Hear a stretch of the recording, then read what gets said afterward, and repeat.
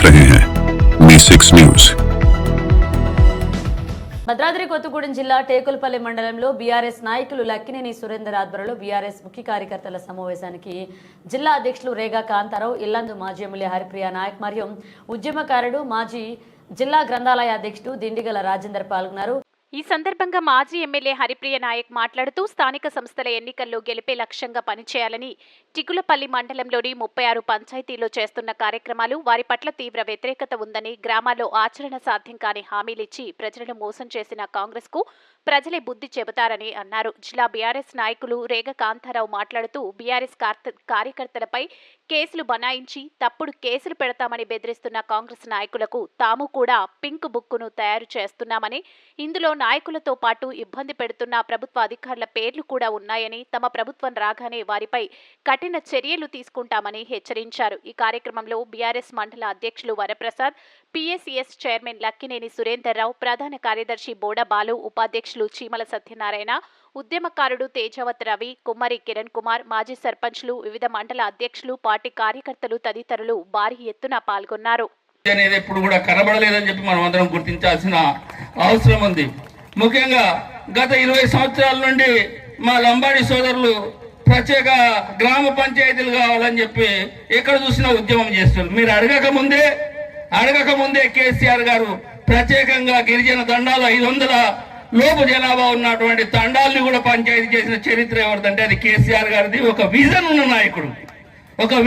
నాయకుడు ఇలా కోయగూడాలు కానీ లంబాడి తండాలు కానీ ఒక గ్రామ పంచాయతీలుగా చేసిన ఘనత కేసీఆర్ గారిది.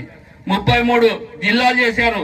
33 జిల్లాలు పని లేక చేయలేదు, పరిపాలన సౌలభ్యం కోసం 33 జిల్లాలు చేసి ఇవాళ జిల్లాకు ఒక మెడికల్ కాలేజ్, ఒక నర్సింగ్ కాలేజ్, ఒక అద్భుతమైనటువంటి వేరే రాష్ట్రాల్లో ఎంతైతే వాళ్ళ సచివాలయాలు ఉంటాయో దానికంటే పెద్దదైనటువంటి ఒక కలెక్టరేట్, ఐడిఓసీలు కట్టిన చరిత్ర కేసీఆర్ గారు. ఒక విజన్ ఉన్న ముఖ్యమంత్రి.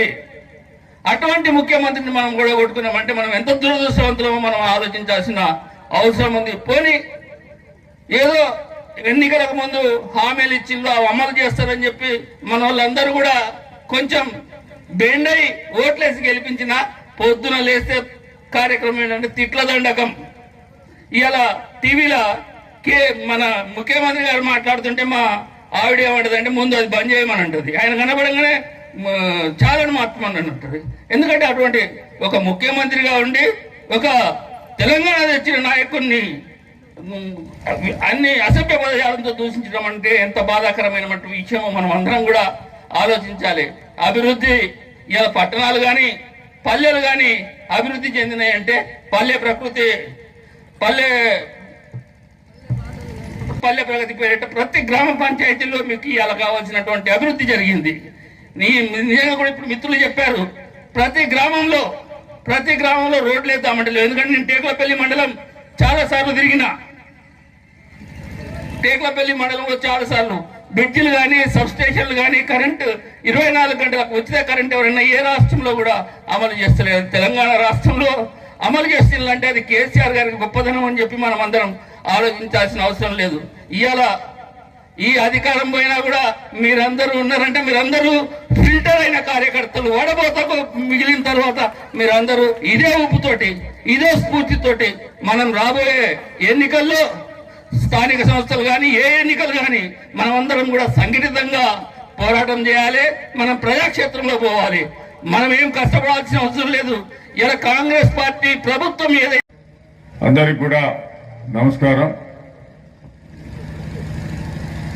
ఈ సమావేశం ముఖ్య ఉద్దేశం ఈ సంవత్సర కాలంలో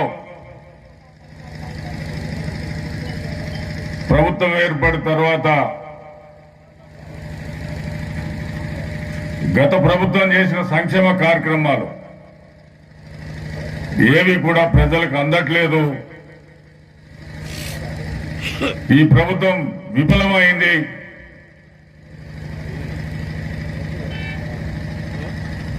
ఈ ఉన్న శాసనసభ్యులు కానీ మంత్రులు కానీ పల్లె బాట మర్చిపోయారు. మండలాలలో అభివృద్ధి కార్యక్రమాల్ని చేయడానికి కూడా మిగిలిన పరిస్థితి కనబడతా ఉంది. కనీసం ప్రజల సంక్షేమ కార్యక్రమాల్ని విజయవంతంగా హామీలు ఇచ్చిన ఈ రాష్ట్ర ముఖ్యమంత్రి ఇచ్చిన హామీలను నెరవేర్చే పరిస్థితి ఈ రాష్ట్ర మంత్రులు కానీ స్థానికంగా ఉన్న శాసనసభ్యులు కానీ